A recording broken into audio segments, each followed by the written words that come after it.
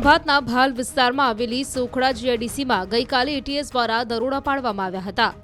એટીએસને બાતમી મળી હતી કે ગ્રીન લાઈફ કંપનીમાં પ્રતિબંધિત ડ્રગ્સ સપ્લાય કરવામાં આવી રહી હતી। આ બાતમીના આધારે દરોડા પાડ્યા। હાલ તો એટીએસે ફેક્ટરીના માલિક સહિત 5 થી 6 વ્યક્તિની પૂછપરછ શરૂ કરી છે।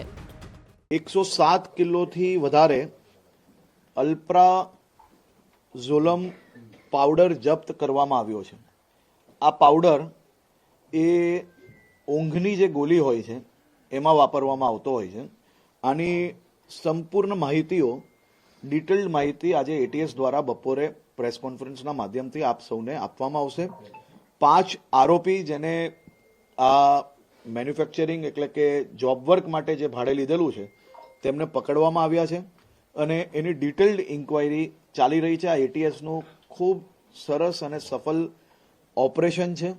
હું એટીએસની આખી ટીમને અભિનંદન આપું છું કે પ્રોએક્ટિવલી પોલીસિંગના કારણે આપે ખૂબ સારી રીતે આ એક ઓપરેશન ડિટેક્ટ કર્યું છે। આખી એટીએસની ટીમને ખૂબ ખૂબ અભિનંદન। ઉલ્લેખનીય છે કે આ ફેક્ટરીમાં અલ્પ્રાઝોલમ નામની દવાઓ બનાવવાનું રો મટીરીયલ બનાવવામાં આવી રહ્યું હતું। આ અંગેની બાતમી મળતા જ એટીએસ દ્વારા આ ફેક્ટરી પર દરોડો પાડવામાં આવ્યો હતો। ફેક્ટરીમાંથી મોટા પ્રમાણમાં ડ્રગ્સનો જથ્થો પકડી પાડ્યો છે। ફેક્ટરીમાંથી પકડાયેલા ડ્રગ્સના આ જથ્થાની મોડી રાત સુધી ગણતરી ચાલુ હતી। જાણકારી પ્રમાણે એટીએસે 100 કરોડથી વધુની દવાઓ જપ્ત કરી છે। ગ્રીન લાઈફ કંપનીના માલિકો મૂળ અમદાવાદના રહેવાસી છે। હાલ અમદાવાદ સ્થિત કંપની માલિકોને એટીએસ ઝડપી અમદાવાદ કચેરી ખાતે સઘન પૂછપરછ હાથ ધરવામાં આવી છે। આનંદના ખંભાતમાં એક નેજા ગામ છે અને ત્યાં એક ઇન્ડસ્ટ્રી આવેલી છે ગ્રીન લાઈફ ઇન્ડસ્ટ્રીઝ। એ ઇન્ડસ્ટ્રીઝમાં જોબ વર્ક ઉપર કેટલાક માણસો છે જે કે અલ્પ્રાઝોલમ જે છે એનો એપીઆઈ પ્રોડક્ટ તૈયાર કરી રહ્યા છે। એ આરોપીઓ રણજીત ડાબી, વિજય મકવાણા, હેમંત પટેલ, લાલજી મકવાણા અને જયદીપ મકવાણા હતા। અને એ જે 5 જ આરોપીઓ છે એ અલ્પ્રાઝોલમનો એપીઆઈ છે એ એમપીના એક અજય જૈનના નામના માણસને આપી રહ્યા હતા। એફએસએલથી ચેક કરાવતા જે તે જગ્યા ઉપર જે કેમિકલ મળી આવેલ હતો એ અલ્પ્રાઝોલમનીમાં પુષ્ટિ પણ થયેલ। આ અલ્પ્રાઝોલમની ત્યાં ક્વોન્ટિટી 107 કેજી મળી આવેલ છે। એ સાથે સાથે જે એ માલ લેવનાર માણસ હતો અજય જૈન એના દ્વારા રણજીત ડાબીને 30 લાખ રૂપિયા કેસ એક ટોકન પેટે આપેલા હતા।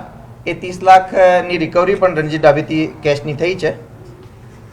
આ કેસ પછી તાત્કાલિક જે લેવનાર છે માણસ અજય જૈન એ ભાગી ન જાય એના માટે ટીમ દ્વારા એફર્ટ કરવામાં આવેલા અને એને પણ મોડી રાત્રે અમે એને પણ પકડી લીધા છે। એ જે અજય જૈન છે એ મૂળ એમપીનો રહેવાસી છે અને એ પહેલાં સીબીએન અને એનસીબીના કેસીસમાં નાર્કોટિક્સના કેસીસમાં આરોપી રહી ચૂકેલ છે। તો આજે કમ્પ્લીટ ક્વોન્ટિટી છે 107 કેજી। એમાં બીજા બાઇન્ડિંગ કેમિકલ્સ અને ડાયલ્યુટર વગેરે મળીને લગભગ 42 કરોડથી વધારે ટેબ્લેટ્સ એમાંથી બનવાની શક્યતા હતી અને એ ટેબ્લેટ બન્યા પછી આની જે સ્ટ્રીટ લેવલ વેલ્યુ છે એ લગભગ 107 કરોડ રૂપિયા થાય છે। પ્રાથમિક તપાસ કરવામાં આવેલી છે। પ્રાથમિક તપાસમાં આ લોકોએ એ જગ્યા ઉપર જે વર્ક ઓર્ડર ઉપર પહેલો જ જો વર્ક ઉપર કામ કરતા હતા એ પહેલાં કદાચ એ બહુ નાની ક્વોન્ટિટીમાં સેમ્પલ ટેસ્ટ થાય એના માટે 200-300 ગ્રામનો જથ્થો કોઈ જગ્યા ઉપર નાના એપરેટસ ઉપર તૈયારી કરી હતી। પરંતુ જે અજય જૈન જે છે એ કારણ કે પહેલાં પણ પકડાયેલા આરોપી છે તો એનો જે નેટવર્ક છે એના બાબતમાં અમે વધારે તપાસ કરી રહ્યા છીએ। એ પણ અમારી ગિરફ્તમાં આવી ગયો છે।